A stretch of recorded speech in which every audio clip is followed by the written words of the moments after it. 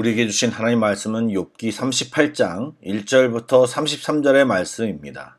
구약성경 798쪽입니다.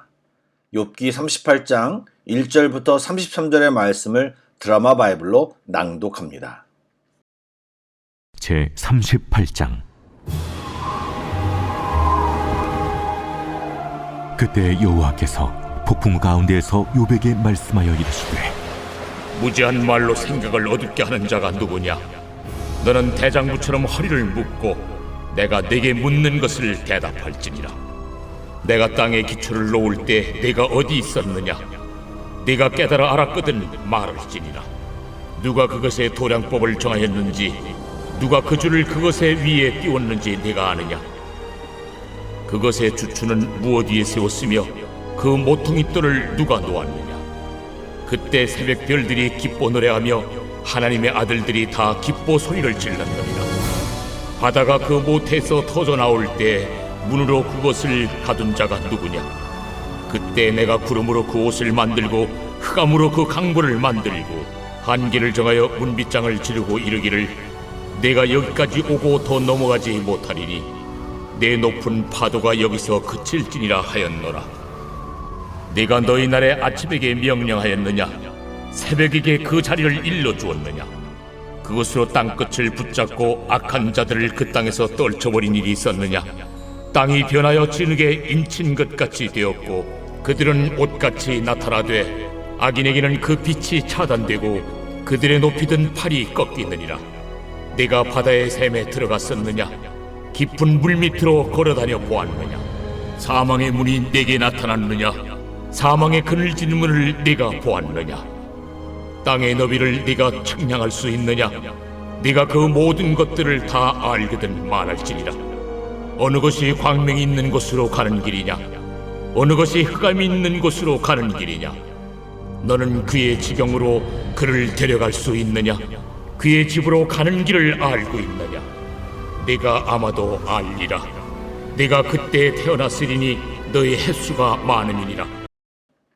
샬롬, 오늘도 주님의 평안과 기쁨이 예배하는 우리 모두에게 충만하기를 기원합니다. 잠시 기도하겠습니다. 우리의 삶을 주관하시는 하나님, 내 안에 있는 감정과 상황에 매몰되지 않고 우리의 주님이신 하나님을 바라봅니다. 요동치는 감정에 넘어지지 않게 하옵소서, 상황에 눌려 헤매지 않게 하여 주옵소서, 우리를 주님의 은혜로 붙잡아 주옵소서, 승리하게 하여 주옵소서, 예수님의 이름으로 기도드립니다. 아멘. 여러분, 오늘은 38장 드디어 하나님이 욥에게 말씀하시는 내용을 우리가 만나게 되었습니다. 우리들은 지금까지 욥이 하나님께 해명을 요구했던 것을 계속 보아왔습니다. 다소 하나님의 침묵이 길었던 것처럼 느껴지고 또 지금 하나님의 응답이 욥이 기대했던 방식이랑은 조금 다릅니다. 그 내용을 살펴보기 전에 성경이 분명히 말하고 있는 것, 즉 하나님께서는 인생들의 질문에 대답하고 계신다는 사실을 꼭 알아야 합니다.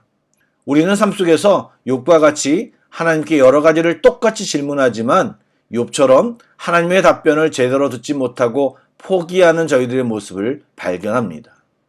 그 이유가 하나님이 응답하시지 않는 것이 아니고 우리가 그 대답을 듣기까지 기다리지 않고 질문은 했지만 들으려고 하는 태도를 갖지 않고 삶의 바쁨 속에 들어가 다른 것에 집중하고 있다는 사실을 깨달아야 합니다.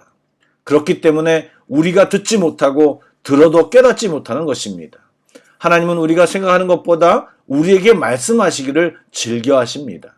하나님은 적극적이고 능동적으로 말씀하십니다. 성경에도 제일 많이 나오는 단어가 하나님이 말씀하시길, 하나님이 이르되, 그리고 성경 전체가 하나님의 말씀입니다. 하시고 싶은 말씀이 이렇게 많다는 것입니다. 여러분, 하나님은 말씀하시는 하나님, 응답하시는 분이십니다. 이 사실을 잊지 말고 응답하실 때까지 꼭 기다려 욥처럼 응답을 듣는 우리 모두가 되기를 축복합니다. 아멘. 앞에서도 말씀드렸지만 지금 하나님의 답변이 욥이 기대했던 답변의 방식이나 내용이 아닙니다. 그러나 하나님의 대답은 욥의 질문에 충분한 답이 됩니다. 하나님은 그냥 나타나신 것이 아니라 폭풍우 가운데 나타나셨습니다. 근동 지역에서 폭풍우가 자주 있는 모습이 아닙니다. 그런데 하나님의 나타나심을 똑바로 보이기 위해 폭풍우를 동반하여 등장하셨습니다. 그리고 욥에게 질문 형식으로 내가 창조의 신비에 대해 얼마나 이해하고 있는지를 질문하고 있습니다. 창세기 1장 창조의 모습과는 다르게 하나님은 마치 건축가가 건축에 세심한 신경을 쓰며 설계하고 기초부터 짓듯이 창조하셨음과 그 과정을 보고 새벽 별들과 천상의 존재들이 기뻐 노래할 정도로 창조하였음을 말씀하셨습니다. 또 바다는 고대 근동에서 예측할 수 없고 질서를 파괴하며 혼돈을 야기시키는 무서운 존재로 인식하였습니다. 그런데 하나님께서는 그 바다의 경계를 정하시고 땅과 바다의 영역을 나누셨음을 말씀하셨습니다. 그런 일들을 하나님께서 어떻게 하셨을까요? 하나님은 이런 질문을 통해 인간이 하나님의 능력과 지혜, 섭리를 이해할 능력이 없다는 사실을 보여주고 있는 것입니다. 설사 하나님이 섭리의 비밀을 다 보여준다고 해도 인간은 이해할 수 없을 것입니다. 또 이야기를 이어가십니다. 하나님은 빛을 관장하시고 밤과 새벽을 주관하시고 악인을 이 땅 가운데서 떨쳐버리는 분이십니다. 빛은 의인에게, 어둠은 악인에게 주어지는 것으로 하나님이 악인에게는 빛을 차단시키시고 바닷속 깊은 곳에 있는 사망의 문으로 이끄십니다. 그러나 정작 인간은 그 땅에 살면서 어느 길이 의인의 얻을 광명의 길이며 어느 길이 악인이 처할 흑암으로 가는 길인지를 알지 못합니다. 하나님은 욥에게 내가 나이가 많은 것 같으니 한번 말해보라고 도전하십니다. 욥은 하나님께 자기가 부당한 일을 당했다는 이유로 항변하며 답변을 요구했지만 정작 그는 질문을 이해할 능력도 갖추지 못했다는 사실을 인정해야 했습니다. 이처럼 인간의 지혜는 하나님의 크신 지혜를 인간의 안목으로 이해하거나 평가할 수 없음을 인정하는 데서부터 시작되는 것입니다.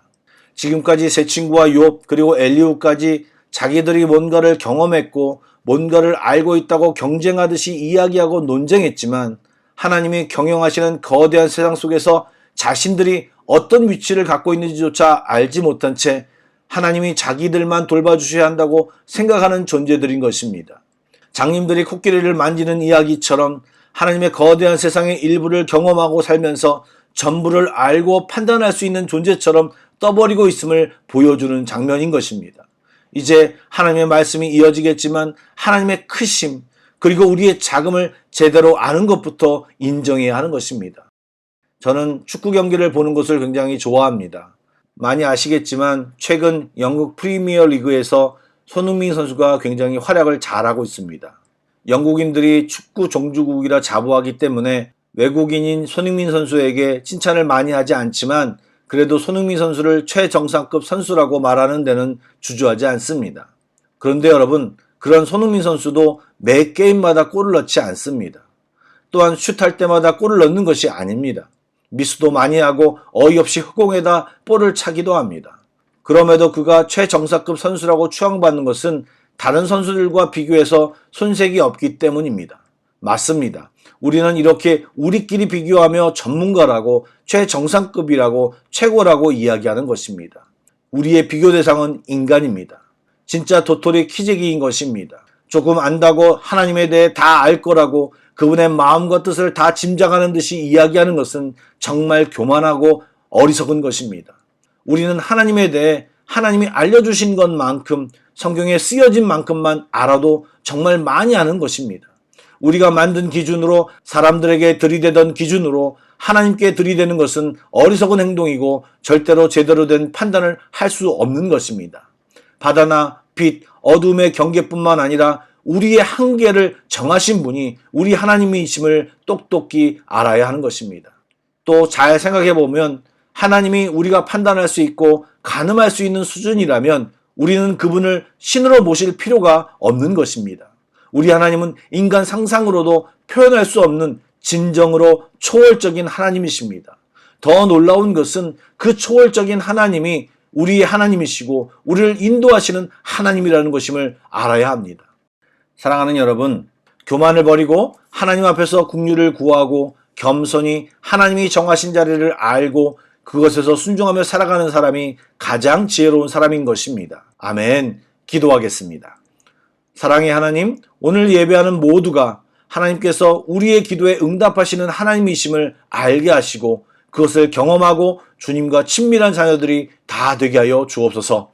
우리의 자금과 하나님의 크심을 알게 하시고 우리가 있어야 할 자리를 또한 알게 하시며 겸손히 주의 은혜 속에 살게 하여 주옵소서. 오늘도 기도하는 모든 성도들의 기도를 들으시며 각자에게 귀한 말씀으로 응답하여 주시며 소망을 허락하여 주시옵소서. 예수님의 이름으로 기도드립니다. 아멘.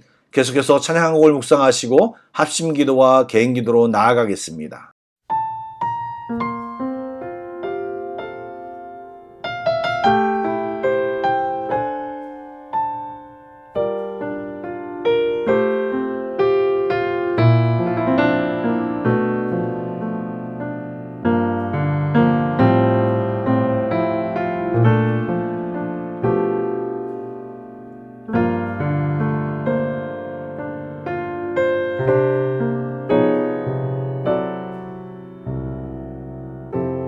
삶의 작은 일에도 그 마음을 알기 원하는 그 길, 그 좁은 길로 가기 원해.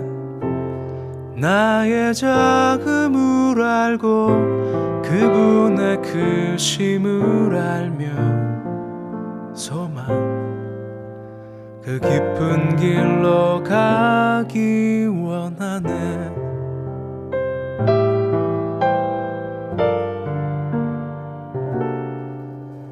저 높이 솟은 산이 되기보다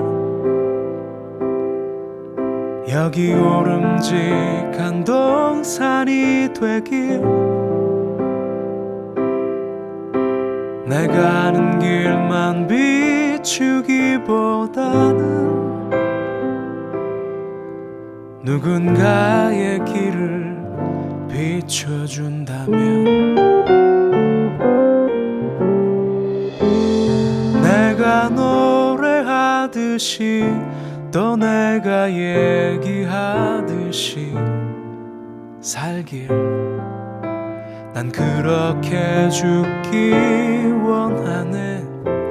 삶의 한 절이라도 그분을 닮기 원하네. 사랑, 그 높은 길로 가기 원하네.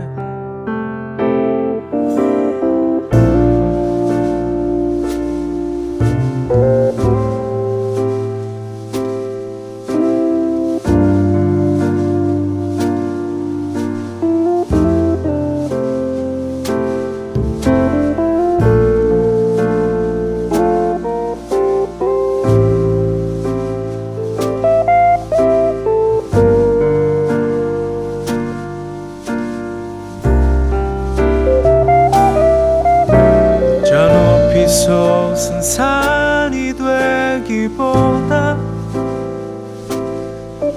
여기 오름직한 동산이 되길, 내가 아는 길만 비추기보다는 누군가의 길을 비춰준다면, 내가 노래하듯이 또 내가 얘기하듯이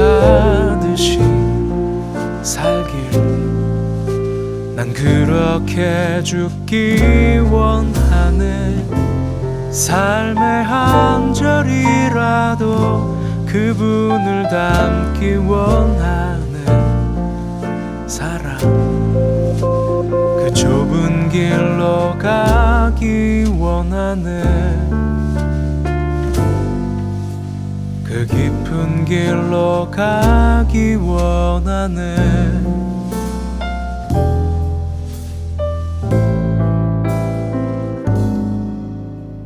높은 길로 가길